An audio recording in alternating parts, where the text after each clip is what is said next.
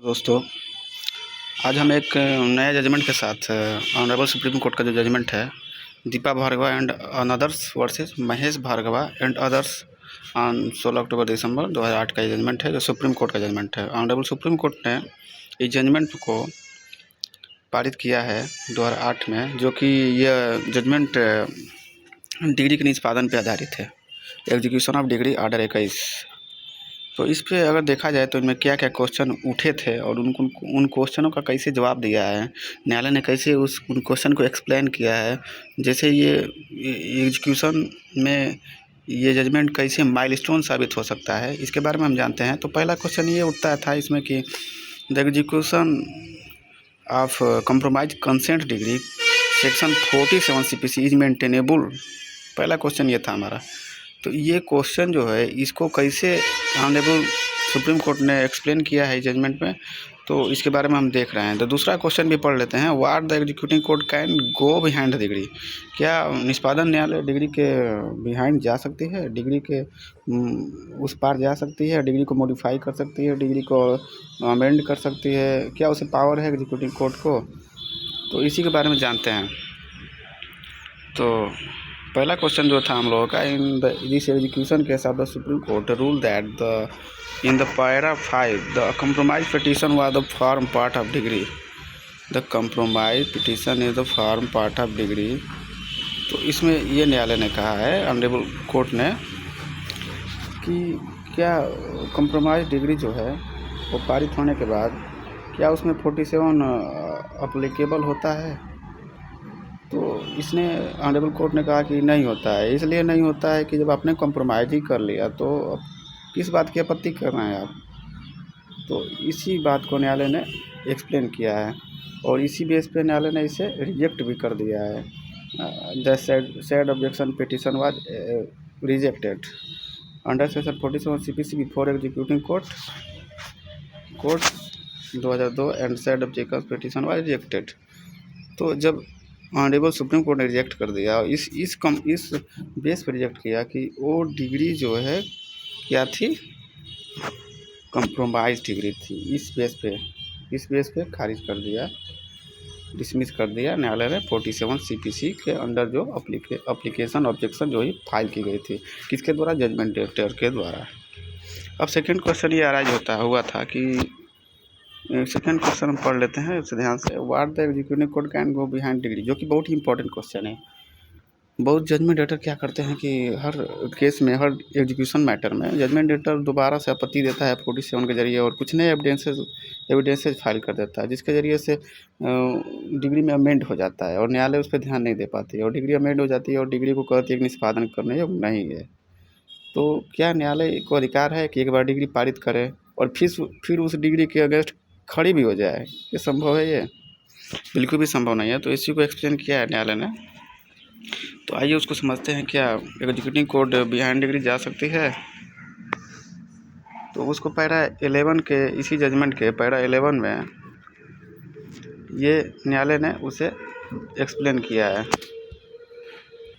तो पैरा 11 को हम लोग पढ़ते हैं। तो इसमें न्यायालय ने कहा है कि पैरा 11 में, इस जजमेंट के पैरा 11 में कहा है कि देयर इज नो डाउट और डिस्प्यूट एज रिगार्ड इंटरप्रिटेशन और application of the said consent terms.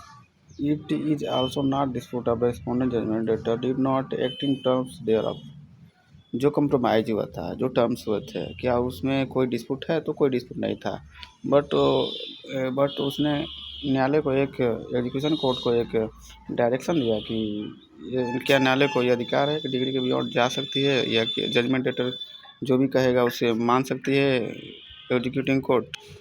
तो इसमें देखा हमने कि न्यायालय ने क्या किया है कि इसमें कहा है कि an executing court it's well known can not go behind decree, it has no jurisdiction to modify a decree, it must execute the decree as it is. यह निष्पादन न्यायालय अच्छे से जानती है कि वो डिग्री के बिहाइंड नहीं जा सकती है, इट हैज़ नो जुरिडिक्शन, न्यायालय के पास कोई अधिकार नहीं है, कोई क्षेत्राधिकार नहीं है कि वो डिग्री को मॉडिफाई करे, डिग्री को बदले। जब एक बार डिग्री पारित कर दिया आपने तो उस डिग्री की अपील होगी, ना कि उस डिग्री को आप फिर से एग्जीक्यूशन में चेंज करेंगे, मॉडिफाई करेंगे without any specific matters and specific circumstances. तो इसमें it must execute decree as it is, decree को उसी तरह से निष्पादन करना होगा जैसा वह है, डिग्री एज इट इज। और default cause of content compromise degree even otherwise not considered final, ये तो अदर चीज़ें हैं। तो इसके बाद हम पैरा 90 में न्यायालय फाइनली ऑनरेबल सुप्रीम कोर्ट कहती है, पैरा 9 में कहती है execution said that for the reason aforementioned अप्यून judgment can not be sustained. अप्यून जजमेंट जो एग्जीक्यूटिंग कोर्ट के द्वारा ऑर्डर किया गया था, अप्यून judgment can not be sustained, it is set aside accordingly. In above circumstances के आधार पे न्यायालय उस ऑर्डर को सेट असाइड करती है, मतलब खारिज करती है। The executing court direct to proceed to execute decree as it is. Honourable supreme court ने ऑर्डर दिया एग्जीक्यूटिंग कोर्ट को कि न्यायालय डिग्री को उसी तरह से निष्पादन करे, दिशा निर्देश दे दिया न्यायालय ने कि उसी तरह प्रोसीड करे जैसा वो डिग्री है, जैसा डिग्री में आदेश हुआ है, जैसा डिग्री हुआ है उसी एज इट एज उसी को ऐसे ही पालन करे, कोई इसमें चेंज ना करे, कोई इसमें छेड़छाड़ ना करे। The appeal or allowed with cost, appeal को अलाउ करने वाले हैं कॉस्ट के साथ, और उस पर 25,000 का कॉस्ट लगा दिया। तो न्यायालय का ये बहुत ही अच्छा जजमेंट था, जो कि बहुत ही माइलस्टोन साबित हो रहा है। जो जितने भी डिग्री होल्डर्स जो जितने परेशान है, और जजमेंट डेटर जो कि बहुत ही परेशान करता है, बार बार खेल खेलता है कि डिग्री होने के बाद भी बार बार उसमें छेड़छाड़ करने की कोशिश करता है कि डिग्री को चेंज हो जाए, ये हो जाए, बदल दे, न्यायालय ये कर दे, वो कर दे, पालन न करे। तो ऐसा कोई चीज़ नहीं है, डिग्री जो एक बार पारित हो गई उसको एज इट एज पालन करना होगा न्यायालय को, उसमें कोई चेंज नहीं करना होगा। यदि जजमेंट डेटर चाहता है कि उस चेंज हो तो उसकी अपील करे, अपील के जरिए ही उसे चेंज किया जा सकता है। और न्यायालय ने बहुत अच्छा जजमेंट दिया है, और ये जजमेंट बहुत ही हेल्पफुल है, ये हर एक जजमेंट डेटर के खिलाफ है और डिग्री होल्डर के लिए बहुत ही हेल्पफुल है। तो इसके साथ ही ये सेशन ख़त्म होता है, और फिर एक नए जजमेंट के साथ और अच्छे जजमेंट के साथ फिर से एक सिविल केस के मैटर में हम लोग चर्चा करेंगे। तो तब तक के लिए धन्यवाद, थैंक यू।